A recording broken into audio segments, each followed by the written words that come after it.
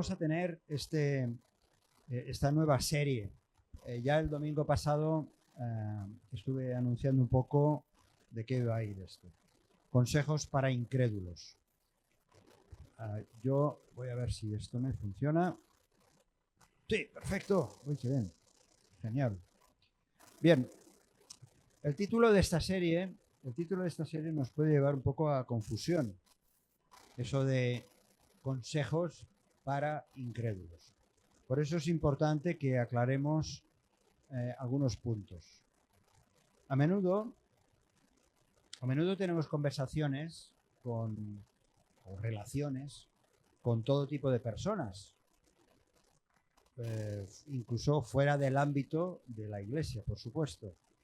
Y sea porque salga algún tema en esas conversaciones, en esas relaciones, algún tema sobre cuestiones éticas, por ejemplo, temas como, yo qué sé, el aborto, o temas como ideología de género, etcétera, etcétera, o temas de cómo está este mundo, ¿no? Con tanta violencia, falta de respeto en el hogar, familias rotas, en fin, hay tantos temas, o simplemente cuando estamos hablando con alguien, compartimos o nos comparte una preocupación, una situación personal, nos encontramos muchas oportunidades de compartir la fe, ¿verdad que sí? De compartir, de hablar del Señor, de hablar directamente de Jesucristo. Cuando eso lo hacemos, ¿qué pasa? Que las reacciones son múltiples. Reacciones son múltiples, ¿no? Depende de las personas. Y las personas muchas veces suelen mostrar su condición de no creencia o de rechazo total a lo que le estamos diciendo o a lo que nosotros creemos. Sea porque les suena religión, porque quieren reafirmarse en sus ideas, por lo que sea, ¿verdad? Hay muchos tipos de reacciones. En definitiva, cuando hacen esto, está mostrando su incredulidad hacia lo que nosotros, yo como cristiano, como creyente, como seguidor de Jesús, estoy expresando.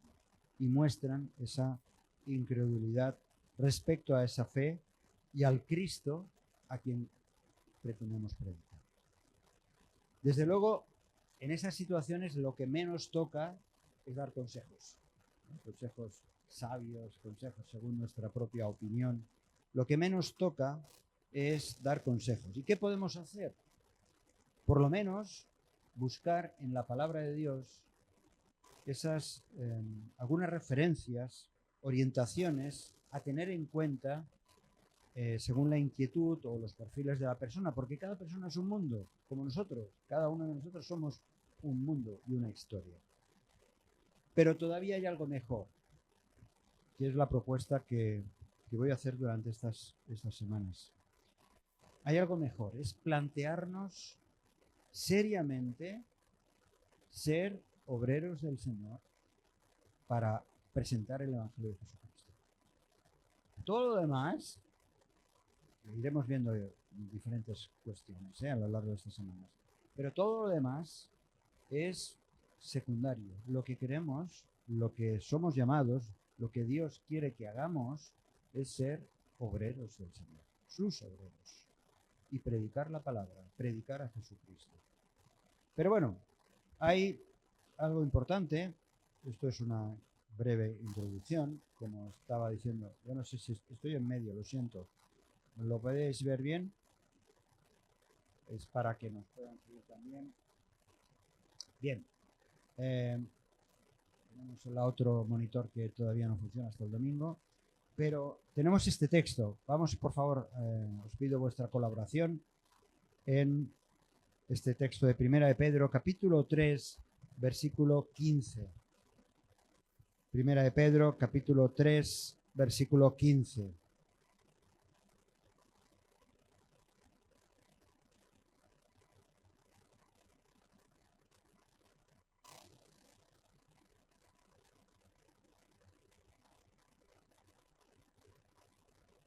Dice así, ¿quién lo tiene? Vamos, aquí ya vais a estar colaborando, por favor. 3.15, ¿lo tienes tú, Ángeles? Sí. Acercaros bien al micro, por favor, a la boca. Gracias. Sino santificad a Dios, el Señor, en vuestros corazones. Estad siempre preparados para presentar defensa con mansedumbre y reverencia ante todo el que os demande razón de la esperanza que hay en vosotros. La exhortación es bien clara, ¿verdad? La defensa, estar preparados para dar esa defensa de la esperanza que hay en el creyente. Hay que estar preparados. Y eso es el propósito de estas semanas. Pensar, estamos hablando de tener y hemos tenido acciones evangelísticas, actos especiales, etcétera, pero lo que estamos hablando es de que cada uno de nosotros ha de estar preparado para dar defensa de la esperanza que hay en cada uno de nosotros. Es un arma. Esta defensa realmente es un arma, no para atacar al incrédulo, no para atacar al que no cree o al que no está de acuerdo o al que lo ve de manera diferente, sino para mostrar con firmeza qué es lo que yo creo y en quién yo creo. Y sobre todo con el propósito de ver vidas transformadas. No de convencer a nadie, sino que hayan vidas transformadas porque reciben a Jesucristo. Así que en las próximas sesiones veremos textos de las Escrituras, reflexiones a tener en cuenta con distintos tipos de personas y podremos, haremos ejercicios en las próximas semanas. Así que yo os felicito ya de antemano porque sé que vais a trabajar duro y vais a trabajar bien, ¿vale? Así que eso lo iremos haciendo en las próximas semanas, pero hoy vamos a considerar unas condiciones mínimas como obreros del Señor, como personas que quieren hablar de Jesucristo a otros, una serie de condiciones mínimas que los creyentes hemos de tener en cuenta para esperar y confiar y creer en resultados a la hora de hablar con, yo los defino incrédulos, pero no es necesariamente la palabra exacta, pero nos define un término general. Por lo tanto, en primer lugar, ¿veis por dónde vamos a ir estas semanas? ¿Sí? ¿Sí? Bien. Primero, hay que tener las ideas claras sobre cuál es mi posición con Jesucristo. Es obvio que para hablar a otros de Cristo, nuestro conocimiento personal de Jesús viene después de haberle recibido como nuestro Salvador personal. Y estos tres aspectos, que los cito muy rápido porque son temas que comentamos continuamente, estos tres aspectos son fundamentales y son hechos que han de ser inalterables en el creyente, inalterables, que no se pueden cambiar. Primero, tener plena conciencia, si yo quiero hablar a otros de Cristo, tener plena conciencia de mis propios pecados que han sido perdonados, porque Jesús los llevó en su propio cuerpo en la cruz de Jesús. Fernando, pero si esto ya lo tengo claro. Bueno. Tengo de verdad plena conciencia de que mis pecados, mi vida de pasado, incluso aquellos pecados que pueda cometer, son llevados al pie de la cruz. Tener esa conciencia. ¿Por qué? Porque el paso siguiente es reconocer que además, como yo estoy viviendo esta vida de fe, esta vida cristiana, y también ocurre que veo que el pecado todavía está ahí presente, como decía Pablo, lo que quiero hacer no hago y lo que debo hacer, lo que no debo hacer, eso hago. Es importante reconocer que el Cristo resucitado nos está librando del poder del pecado. De la presencia del pecado no nos libra, porque está presente el pecado siempre en este mundo, y en nuestra naturaleza pecaminosa todavía podemos ser arrastrados a caer en el pecado. Pero gracias a la resurrección de Cristo, el poder del pecado sí que nos libra precisamente de ese poder del pecado. Y el tercer aspecto es una voluntad entregada. Entregar nuestra voluntad de manera absoluta a Jesucristo como nuestro Señor y Maestro. Yo creo que de lo primero, ¿os parece? Lo tenemos claro, ¿verdad? Por lo menos los que estamos aquí presentes. De lo primero lo tenemos claro. Lo segundo ahí estamos trabajando en ello. ¿Tú ves bien, Ángeles, desde aquí? Pues ponte al lado de Marina, por favor, ya que... Sí, ya lo sé, por eso me doy cuenta. Es que tenemos la cámara ahí. Entonces, pero de el tercer punto, el tercer aspecto, eso es lo que más nos cuesta. Ese aspecto de entrega, de sometimiento a su santa voluntad. Vuelvo a repetir, estamos hablando de ser esos obreros del Señor, esas personas, esos seguidores de Cristo que queremos hablar de Cristo a otros, no importa la condición, sus ideas, no importa, pero he de tener claro que mis pecados han sido perdonados, que gracias a la resurrección de Cristo hay libertad, como hemos cantado, libertad del poder del pecado, que ahí está todavía fastidiando. Pero en tercer lugar es fundamental que mi vida esté entregada a Cristo, que de una manera absoluta tenga a Jesucristo como mi Señor y Maestro. Y eso nos lleva a lo siguiente: ¿cómo podemos mostrar a los incrédulos, cómo podemos mostrar a los incrédulos el camino hacia la fe si a lo mejor nuestras vidas están manchadas por acciones pecaminosas? De pronto, no sé si os ha pasado a vosotros, queremos tener éxito o tener buenos resultados cuando hablamos a otros acerca de Jesús, ¿no? Nos gustaría una reacción positiva, ¿verdad? Y nos sentimos un poco frustrados porque no vemos ese resultado, ni lo vemos ni a corto ni a largo plazo.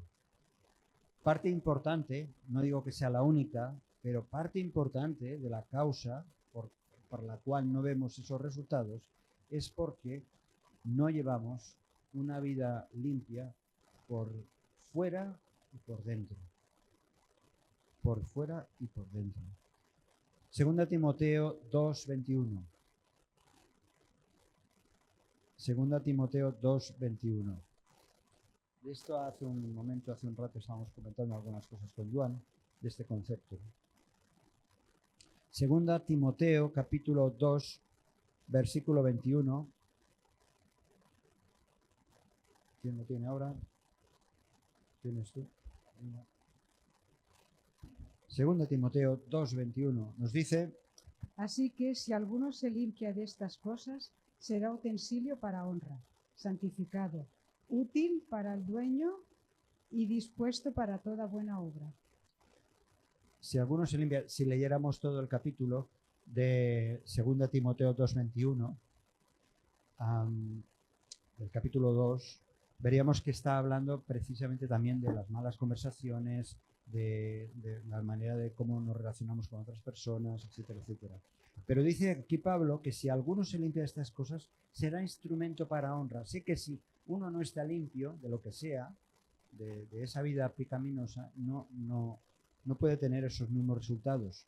Si realmente queremos ser usados por Dios, nuestra vida debe ser limpia por fuera, es decir, lo que los otros ven, el testimonio, pero tiene que ser también limpia por dentro, que solamente lo ve Dios y uno lo sabe. Por fuera y por dentro. Alguien dijo una vez que Dios no pide un vaso hermoso para su obra, pero sí que esté limpio. Dios no espera simplemente que aparentemos que somos buenos cristianos, sino que realmente seamos hombres y mujeres limpios y por lo menos estando a cuentas con el Señor. Así que sucede que a lo mejor teniendo grandes dotes naturales, muchos conocimientos bíblicos, un hombre o una mujer carece de poder y fracasa en su testimonio simplemente porque delante de Dios hay pecado y delante de Dios es imposible ocultar ningún pecado. Así que la alternativa está en tener vidas totalmente entregadas a Dios. ¿Y eso qué significa? Pues lo hemos hablado muchas veces. Sencillamente significa entregarle a Dios todo lo que somos, todo lo que tenemos, nuestro tiempo, nuestra energía, nuestra pasión, nuestros problemas, todo entregárselo al Señor, porque a fin de cuentas le pertenecemos a Él. Y eso es algo que muchas veces lo hemos de estar recordando. Pero ¿qué ocurre? Estamos pensando en hablar de Cristo a otras personas. De eso va el tema. ¿Y con qué nos encontramos? Lo sabemos por nuestra propia experiencia, de nuestro propio pasado personal.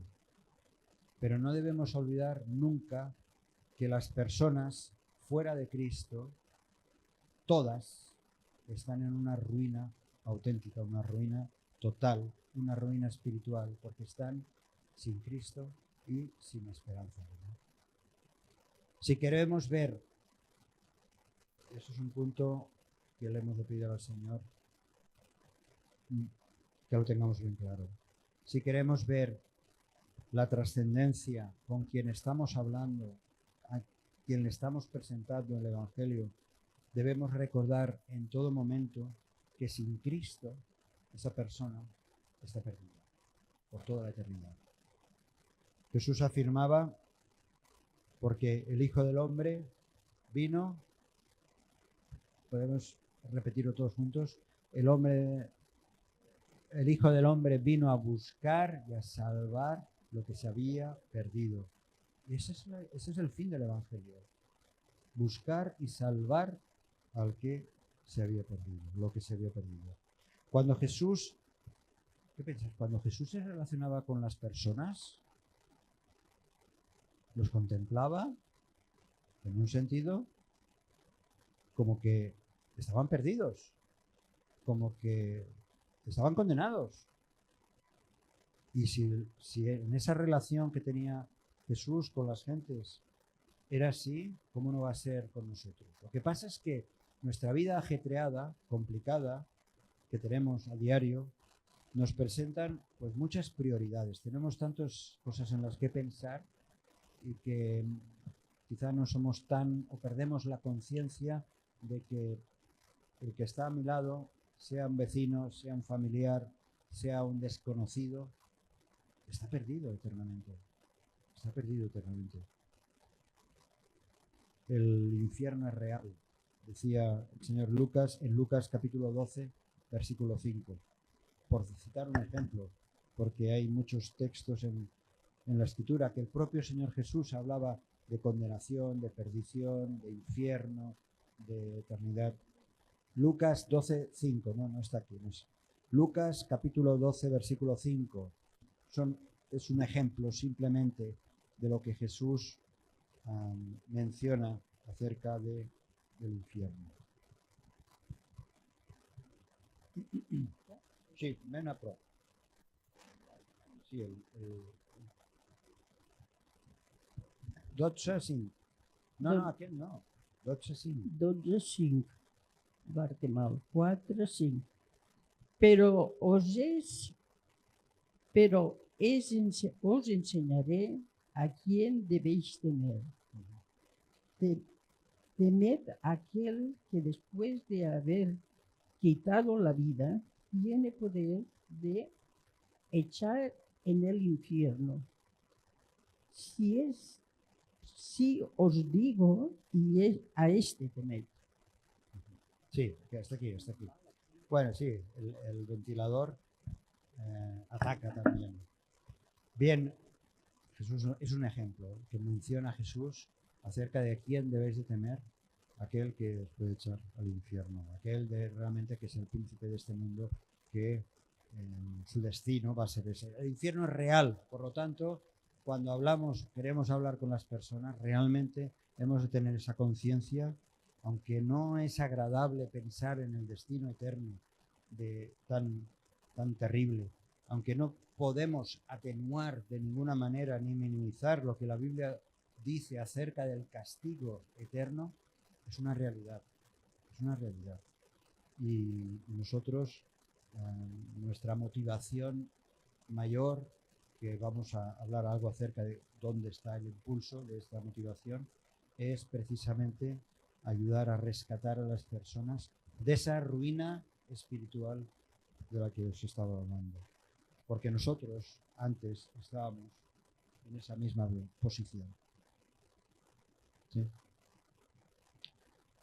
Fernando, lo que estás diciendo es muy básico. Sí, es que si queremos hablar de Cristo a otras personas, y es que si tenemos que hablar de Cristo, hemos de tener bien claro dónde estamos, dónde están espiritualmente las otras personas, no importa sus ideas, sus locubraciones, filosofías, experiencias, situación física o mental, es la situación espiritual en la que están. Por lo tanto, ante esta situación que estamos hablando, hay algo que ha de ser el impulso. Es el impulso del amor, el poder del amor. Ante esta situación, el impulso que nos debe lanzar hacia los incrédulos es el amor. Pero no un amor así bonito, simplemente un amor de ficción, sino un amor real. No hay nada que gane a otras almas como el amor.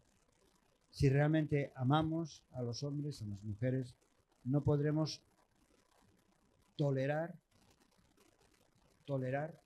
de que se pierda.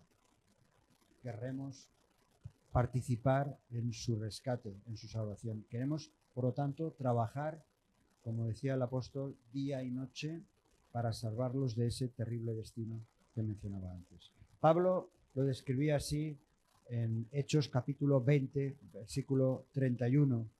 Él, al despedirse de los creyentes en Mileto, les dice estas palabras. Hechos capítulo 20, versículo 31.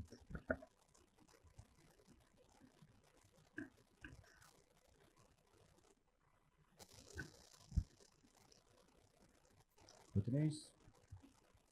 Sí. Por tanto, velad, acordándoos que por 3 años de noche y de día no he cesado de amonestar con lágrimas a cada uno. ¿Puede repetir otra vez, por favor? Póntelo más cerquita al micro, por favor. Por tanto, velad, acordándoos que por 3 años de noche y de día no he cesado de amonestar con lágrimas a cada uno. Y ahora, hermanos... No, ya está, hasta aquí, gracias. Es un ejemplo, ¿no? Como la pasión, el amor que Pablo experimentaba por las personas, en este caso eran creyentes también de Mileto, dice que no cesaba de noche y de día, ahí las 24 horas, no cesado de amonestar con lágrimas a cada uno. Fue el amor de Cristo y por Cristo que impulsaba a Pablo precisamente a predicar con esos esfuerzos incansables para llevar a los hombres y a las mujeres al conocimiento de Cristo. Ahora, ¿cómo podemos conseguir ese amor por los incrédulos? ¿Cómo lo podemos conseguir? Pues, primeramente, permaneciendo en el amor de Cristo. Soy amado por Cristo y porque soy amado por Cristo, yo también amo a los demás. Dice 1 de Juan, no hace falta que lo busquéis, Primera de Juan 4:19, nosotros le amamos a Él porque Él nos amó primero. Cuanto más hayamos reconocido el amor y el perdón de Dios en nuestra vida, más capacitados estaremos de amar a los demás. Cuanto más reconozcamos ese amor en nuestra vida, más impulso y poder tendremos para amar a aquellos a los que queremos hablarles del Señor. ¿Os acordáis de aquella escena en casa de Simón el fariseo? aquella mujer que fue hasta los pies de Jesús, ahí derramó perfume a los pies y con sus cabellos los secó, los limpió, los enjugó. Y la gente estaba alrededor suyo diciendo, pero ¿qué hace? ¿Qué está haciendo esta mujer, ¿no? Pues bien, Jesús le tuvo que decir en esos momentos, aquellos que se asombraron de lo que estaba haciendo aquella mujer, les dijo, versículo en Lucas capítulo 7, versículo 47, estas palabras.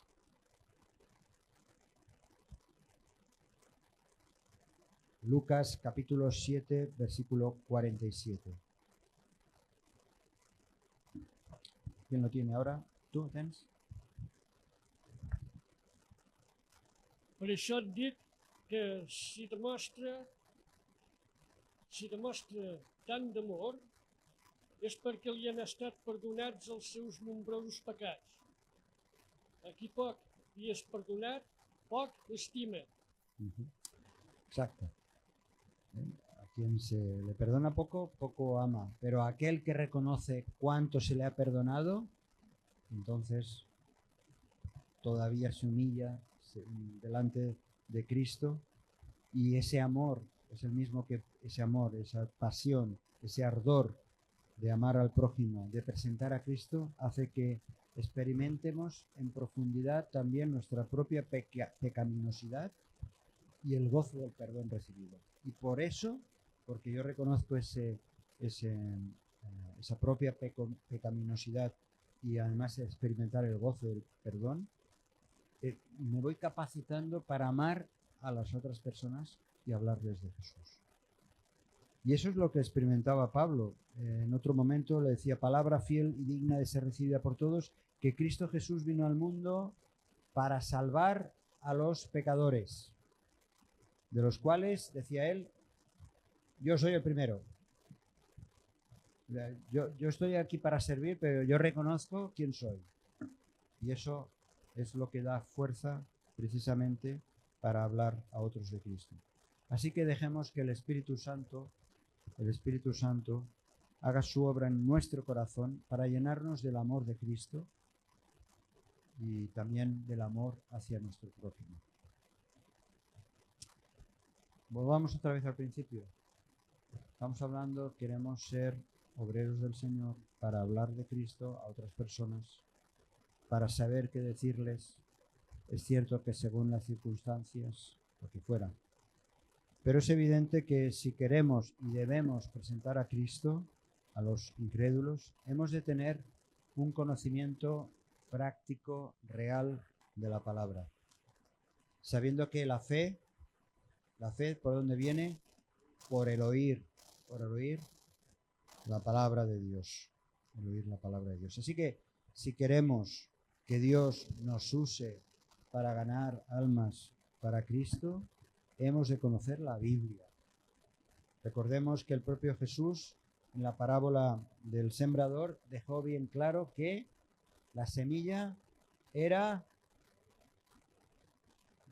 en la parábola del buen sembrador, o del sembrador, decir que el propio Jesús, cuando interpreta la parábola, dice que ¿qué es la semilla?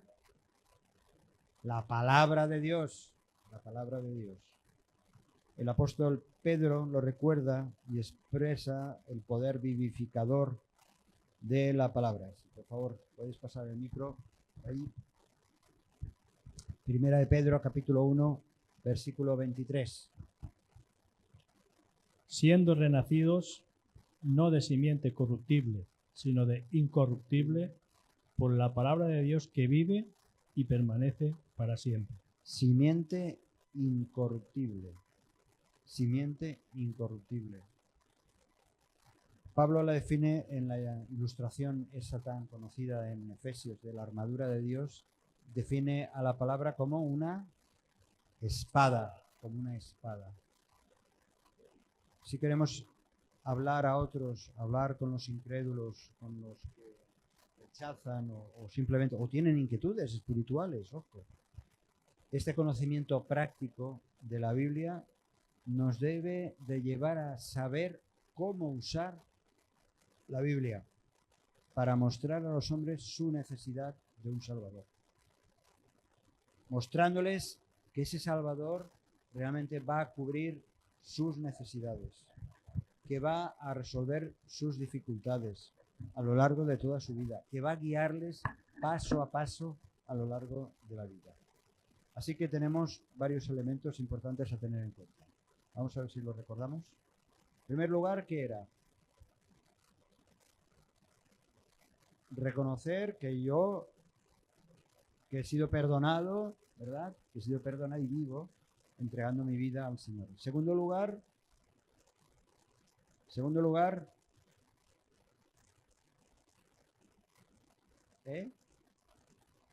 limpio. Hay una vida limpia, llevar una vida limpia. Muy bien. Tercer lugar, no, eso ya hemos pasado de página. Reconocer la ruina espiritual de las personas. Cuarto lugar, hemos visto ese poder del amor. ¿Vale? El poder del amor que nos debe de impulsar para hablar a otros de Cristo. En quinto lugar, la Biblia, lo acabamos de ver. Conocimiento de la Biblia. Bien, vamos a ver el sexto y último por hoy, porque veo que el calor os tiene. El sexto es la oración. En su ministerio, la oración en el Espíritu Santo. Pablo reconocía Pablo, en primer lugar, reconocía que dice en 1 Corintios 2:4. ¿Alguien lo tiene, por favor? 1 Corintios 2:4. Que a fin de cuentas, en su predicación, en su compartir el Evangelio a otros, en hablarles a otros de Cristo, él reconocía que por mucho que él tenía experiencia, él era un hombre bien culto, bien preparado, que conocía bien las leyes del Antiguo Testamento, que había sido nada menos que fariseo de fariseos. Y él dice, reconoce estas palabras. Lees, por favor. Y ni mi palabra, ni mi predicación fue con palabras persuasivas de humana sabiduría, sino con demostración del Espíritu y de poder.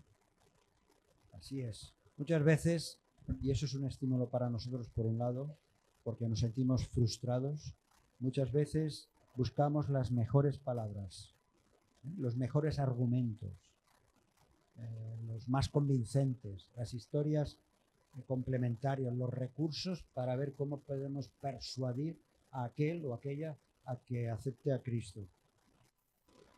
Podemos incluso pensar y descansar en nuestra propia opinión, ¿no?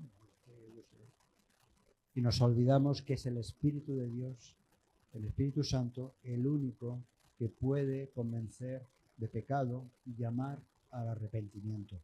El Espíritu Santo es el que hace esa labor. Para que ese proceso fluya de manera espiritual, la oración es imprescindible. ¿Sí? La oración es imprescindible, pero oraciones concretas. Yo siempre estoy diciendo lo mismo. Oraciones concretas. Romanos capítulo 8, versículo 26.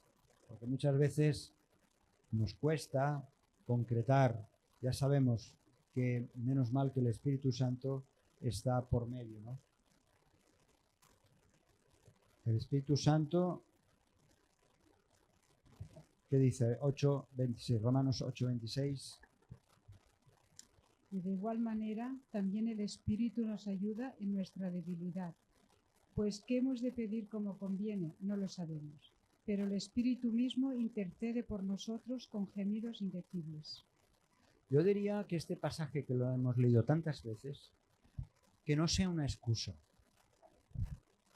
Que no sea una excusa. Como el Espíritu Santo ya intercede con gemidos indecibles que nosotros ni podemos oír ni entender, por supuesto, si lo oyéramos, pues yo puedo decir cualquier barbaridad. Yo puedo orar y, bueno, el Señor ya sabe. Tú ya sabes, Señor. A veces eso es al contrario, ¿eh? A veces le estamos explicando al Señor toda una historieta. Sí, porque el fulanito, aquel que está en el tercero, segunda, y tal y cual, como si el Señor no supiera. Tampoco es eso. Pero hemos de pedirle al Señor oraciones concretas, específicas. Y por eso aquí ahora hay estos 4 puntos. A la hora de orar en cuanto al tema de compartir el Evangelio con otros, en primer lugar, hemos de pedirle a Dios que nos ponga en contacto con la persona apropiada, la persona sobre la que el Espíritu Santo ya está trabajando. Señor, no voy a hablar al sin ton ni son, o al tuntón, tantón. No, aquel primero que pasa por ahí, ¡pumba!, ataco. Señor, que sea esa persona la que tú ya estás hablándole, la que está, incluso aquella persona que está rechazándote, pero tú estás trabajando, que sea la misma, que haya esa conexión con esa persona. Solo Dios sabe quién es la persona a la cual quiere que hablemos. Solamente Él lo sabe. Y tenemos que pedirle de alguna manera que nos lo indique, o que nos remueva por dentro, decir, sí, es que le tengo que hablar a esta persona, porque yo estoy pidiéndole al Señor, el Señor me está respondiendo, de alguna manera me está indicando que quiero hablar, quiero presentarle, porque solo hay esa oportunidad para hacerlo. La segunda cosa importante es tener el mensaje idóneo. El mensaje idóneo. Debemos pedirle al Señor, a Dios, que nos dé el mensaje apropiado a esa persona, a cada caso, cada situación. Un mensaje basado en la palabra, y también en función de la situación de esa persona. De nuevo, volvemos a lo mismo. El conocimiento de la palabra, cuanto más conozca de la palabra, sabré qué es lo más apropiado a decirle a esa persona. ¿Sí? Por eso es importante conocer la palabra. Señor, dime qué mensaje apropiado le tengo que dar a esa persona. En tercer lugar, hemos de orar pidiendo a Dios que dé poder a lo que Él nos ha encargado que hagamos y que digamos.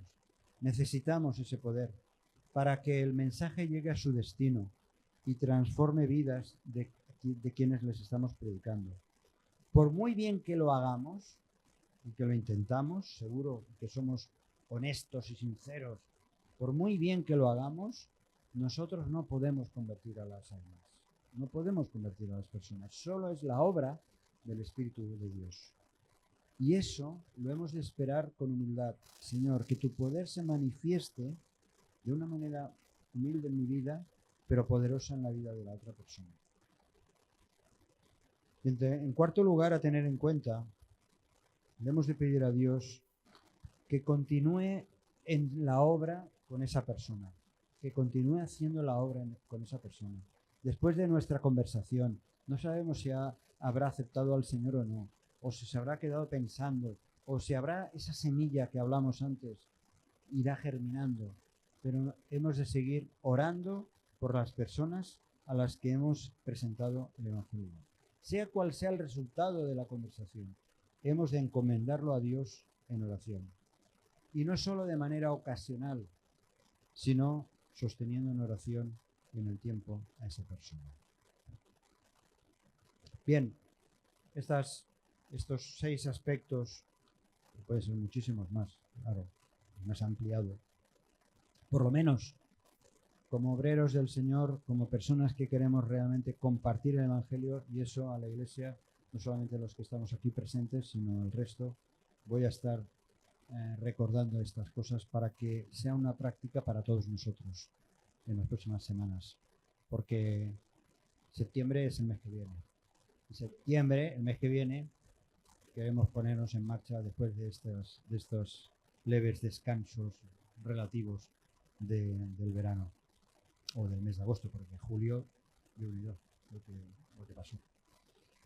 Concluyo aquí. En las próximas semanas pues veremos algunas consideraciones a tener en cuenta a la hora de hablar, por ejemplo, con distintos tipos de personas.